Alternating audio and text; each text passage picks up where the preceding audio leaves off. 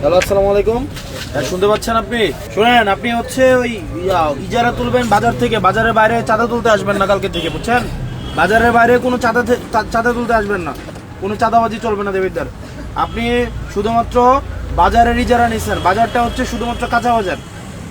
শুধু কাঁচা বাজারে এদিকে যদি আসেন, মানুষ যদি ধরে আপনাদের পিটায় পুলিশের হাতে তুলে দেয়, আমাদের কিছু করার নাই, কারণ চাঁদাবাজরা সবাই ধরে পিটাবে, বুঝছেন? হ্যাঁ, আমি আপনারা কইতেছি, কোনো টাকা আপনি বাজারের শুধুমাত্র ইজারা নিচ্ছেন।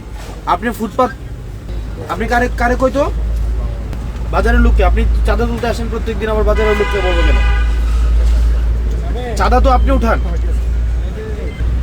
আপনারা বলে আপনি চাঁদা উঠাইতে আসেন না। আপনার কে বলে? আপনারে সুদন ডিলার হচ্ছে চাঁদা তুলতে আপনারা পাঠিয়ে দেন, আপনি চাঁদা তুলেন। আমি যদি আপনারা বলি এবার গিয়ে খুন করে পরে আপনি খুন করবেন?